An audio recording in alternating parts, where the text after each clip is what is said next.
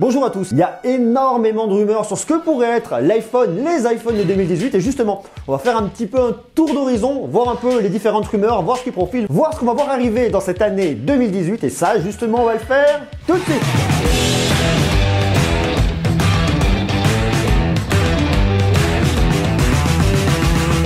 Apple, c'est vraiment un sujet dont on parle énormément. Pourquoi? Parce que Apple a toujours eu une capacité à réinventer le marché et à proposer de nouveaux produits qui sont toujours plus intéressants. Sur l'univers des smartphones, en ce moment, c'est un peu moins vrai. Il y a une très grosse concurrence. Il y a vraiment le marché chinois qui pousse derrière. Il y a beaucoup d'entreprises qui innovent, qui proposent des produits différents, des produits intéressants. Il y a des produits qui sont plus destinés aux gamers, des produits plus vidéo, des produits plus photo. Et Apple, dans tout ça, garde toujours une stratégie haut de gamme pour ses produits. Apple a voulu un petit peu bousculer les codes, en tout cas bousculer ses propres code l'année dernière en lançant l'iPhone 10. L'iPhone qui a rencontré un certain succès, mais qui d'un autre côté était aussi un petit peu décevant. Justement, en 2018, Apple devrait proposer de nouveaux produits. C'est ce qu'on va faire. On va regarder dans cette vidéo, dans un premier temps, les caractéristiques techniques de ce que pourrait être l'iPhone ou les iPhones de 2018. Et à la fin, je vais vous dire ce que moi j'attends et ce que j'espère qu'on retrouvera cette année, voire peut-être l'année prochaine dans cette future ou ces futures versions de l'iPhone. D'ailleurs, en préambule, est-ce que vous pouvez me dire vous ce que vous attendez d'Apple? Est-ce que vous avez déjà un iPhone 10? Est-ce que vous avez des iPhones plus anciens?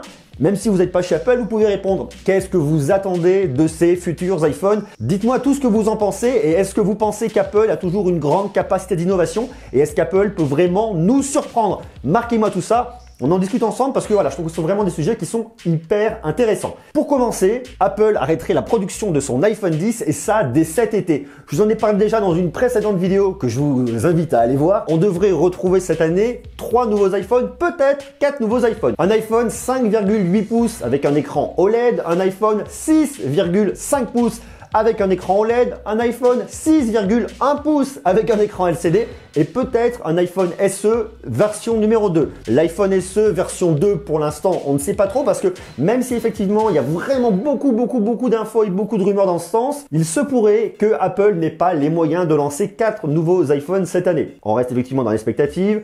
On verra bien. Toujours est-il que si cet iPhone SE est lancé, il le sera au WWDC en juin de l'année prochaine. Donc on sera très prochainement informé. Alors qu'est-ce qui pourra arriver en septembre prochain? Comme je vous le disais, 3 nouveaux iPhones. Un nouvel iPhone 10, un iPhone 10 Plus et un iPhone 10 version, je mets grandes guillemets, excusez-moi pour les guillemets, mais version low cost.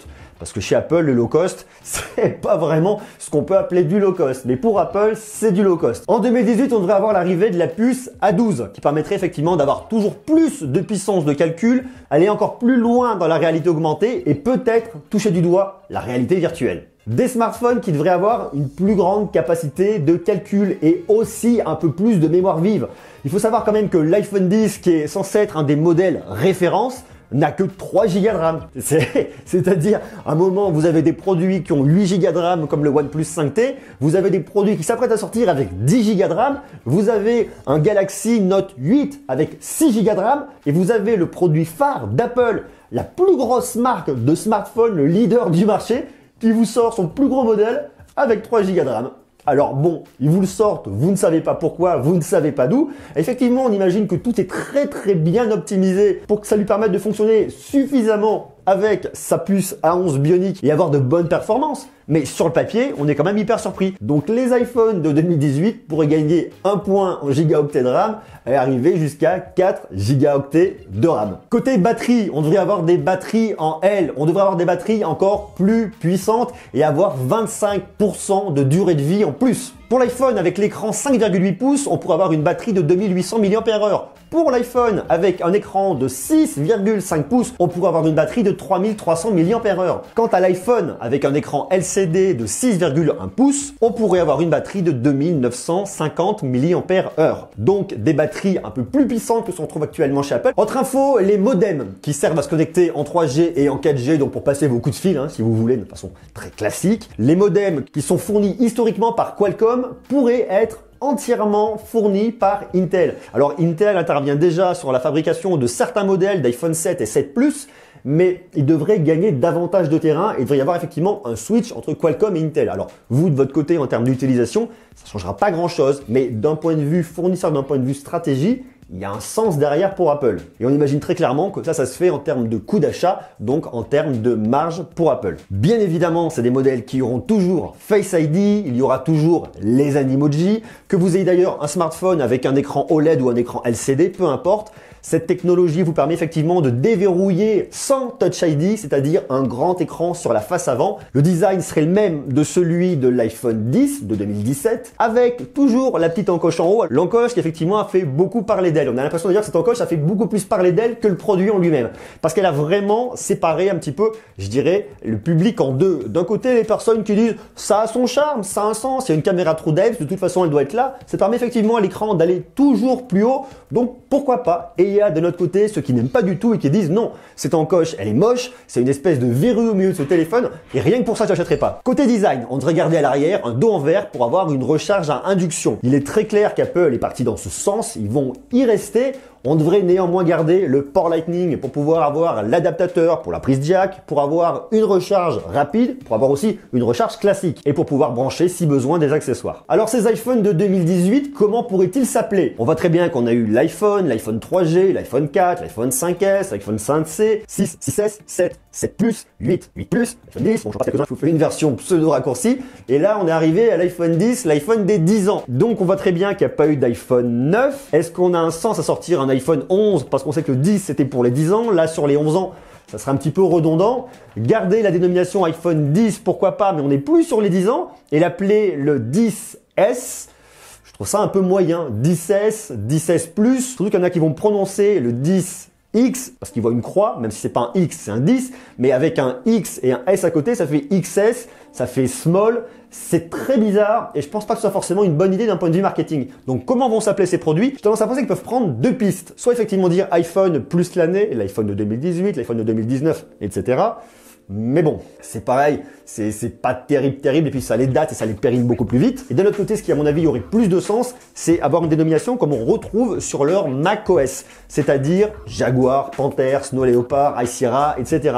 Donc pourquoi pas avoir en 2018 un iPhone High Sierra? Ça pourrait être plutôt pas mal, voire plutôt sexy. D'ailleurs, dites-moi ce que vous en pensez. Maintenant, je vais vous dire ce que moi j'attends de ces iPhones. Je vais vous faire part de mes 7 points que j'aimerais bien voir arriver ou voir améliorer sur ces iPhones de 2018. Le tout premier, c'est la réalité virtuelle. Alors, je suis pas sûr que ça arrive cette année chez Apple, mais c'est vrai qu'on voit que les casques de réalité virtuelle sont des choses qui se démocratisent énormément. On peut effectivement faire le choix avec son iPhone d'utiliser un casque de Samsung ou autre casque si vous le souhaitez. C'est-à-dire qu'il vous suffit de prendre votre smartphone, vous le positionnez comme ça, un peu à l'arrache, vous refermez, ça tient, ça vous fait un casque de VR. Donc là, j'ai de la réalité virtuelle directement sur un iPhone. Bon, pourquoi pas. Mais on pourra aller beaucoup plus loin parce que là, vous n'avez pas de connectique. C'est-à-dire que vous pouvez uniquement regarder des applications qui ont été fabriquées pour la réalité virtuelle avec votre smartphone, mais c'est pas du tout optimisé. Il nous faudrait donc un casque de réalité virtuelle qui exploiterait le port Lightning que vous avez ici, ou alors imaginez un smartphone, un iPhone avec des petits connecteurs, des petites connectiques qui viendraient en plus.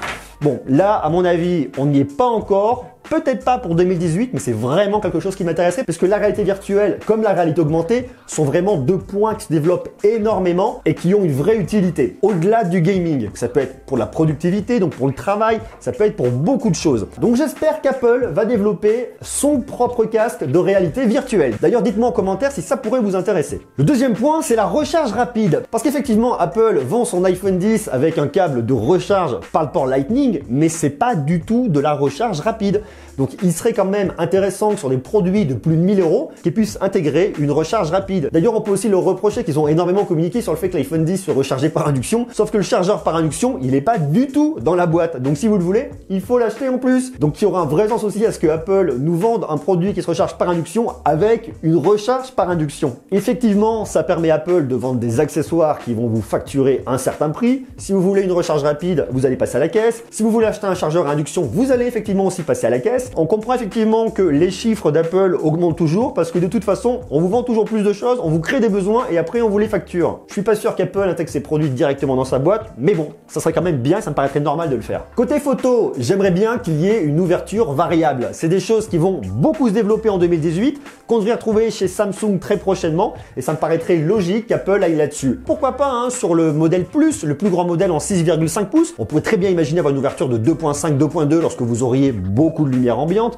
mais dès lors que vous auriez beaucoup moins de lumière, une ouverture en 1.8, 1.6. Ça pourrait être intéressant. On pourrait aussi imaginer à l'avant un double module photo. Pas pour avoir effectivement un téléobjectif parce que vous n'en avez pas besoin lorsque vous allez vous prendre en selfie, à moins que vous voulez absolument voir ce qui se passe à l'intérieur de votre nez si vous avez des copains dedans. Mais sinon, mis à part ça, ça a un sens pour le mode portrait, pour l'améliorer, pour éviter que ce ne soit qu'une correction logicielle, mais qu'avec les deux caméras, vous ayez vraiment quelque chose de 100% optimisé. Je prie pour le retour du port jack. Je pense que je peux aller me faire cuire un œuf, je pense que je rêve, je pense que ça n'arrivera jamais, mais je prie pour le retour du port jack. Si on n'a pas envie d'acheter des AirPods, si on n'a pas envie d'avoir un casque en Bluetooth et qu'on a comme moi un vieux casque qu'on aime, dont on n'a pas envie de se séparer, regardez moi, mon bon vieux casque là, mon Sony, mon MDR 7506 que j'ai depuis des années, que j'adore, avec cette petite connectique là, cette toute petite connectique.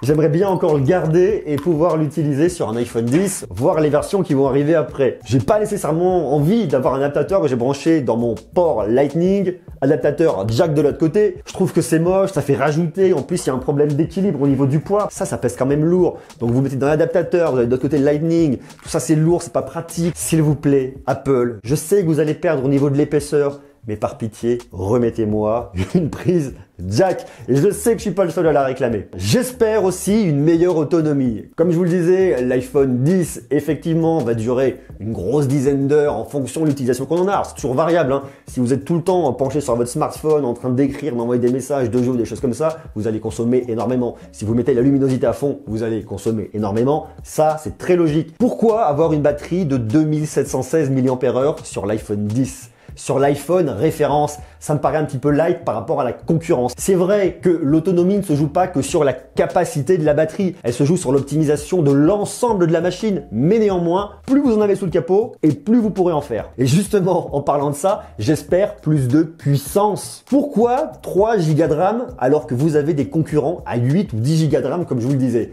Passer uniquement à 4 Go de RAM, ça fait un peu petit bras. Même dans l'idée où le produit est 100% optimisé, où on va se dire effectivement c'est optimisé, vous avez la puce A12 qui travaille parfaitement bien avec 4 Go de RAM, vous n'avez pas besoin de plus. Mais sur le papier, du point de vue consommateur, vous voyez des smartphones à 6, 8, 10 Go de RAM, vous achetez votre nouveau modèle que vous payez plus de 1000 € et il a 4 Go de RAM. Vous avez l'impression de faire un bond dans le passé. Enfin, il y a un moment, ça paraît pas logique tout ça. Il y a probablement des raisons techniques derrière, mais d'un point de vue purement consommateur, on se dit qu'il y a un truc qui cloche. Et dernier point, le prix. 1159 € pour un smartphone avec 64 Go de stockage et 1329 pour 256 Go. Et effectivement, le smartphone est bien, la marque est une marque premium qui se paye cher, mais est-ce que c'est pas un peu trop cher? Du point de vue consommateur, en tout cas, pour moi, c'est un frein. Après, j'entends très bien que les chiffres d'Apple sont toujours à la hausse, que les marges sont belles, que le 4e semestre 2007 a été un record de chiffres pour Apple. Ok, mais il y a un moment, l'envolée des prix doit s'arrêter. Elle doit juste s'arrêter parce que ça devient déconnant. C'est clair qu'effectivement, on n'est plus sur un simple téléphone avec quelques options. On est sur un assistant de vie miniature personnalisé. Mais bon, des smartphones à plus de 1000 €, à un moment, c'est plus que la démesure. Ça devient quand même dingue. Alors si on garde cette logique, on voit très bien qu'il y a une augmentation des prix. Donc dans 2 ans, combien vont coûter nos smartphones? Est-ce qu'on va se retrouver avec des smartphones à 1500, 2000 €? Ça peut paraître un peu démago ce que je vais dire, mais il me semble pas que la courbe des salaires et la courbe de prix des smartphones soient exactement la même. Alors vous me direz, on n'est pas obligé d'acheter chez Apple. Vous avez des smartphones qui sont très bien chez le milieu de gamme. Vous avez effectivement OnePlus, vous avez Honor, vous avez plein de marques qui sont très bien. Vous avez Huawei qui fait aussi d'excellents produits et qui sont pas tout aussi chers. Mais si on veut un produit d'Apple, on a quand même 2 courbes qui sont bien distinctes, celle de l'augmentation des salaires et celle de l'augmentation des prix chez Apple. Ça, c'est un peu le coup de gueule. Donc voilà un petit peu pour faire un point sur ces futurs iPhones de 2018. Dites-moi vous ce que vous en pensez. Est-ce que ça pourrait vous intéresser? Est-ce que l'année dernière vous avez changé pour le 8 Plus ou l'iPhone 10? Et si c'est pas le cas, est-ce qu'en 2018 vous seriez prêt à changer? Marquez-moi tout ça, c'est très intéressant de prendre ces tendances et de pouvoir se rendre compte effectivement où on se situe par rapport à tout ça. Je vous remercie comme d'habitude d'avoir regardé cette vidéo. Je vous invite comme d'habitude à me laisser des jolis pouces, à vous abonner parce qu'on va parler toujours plus, toujours mieux de high-tech. Activez la cloche, restez connectés. Je vous embrasse très fort et à bientôt. Ciao!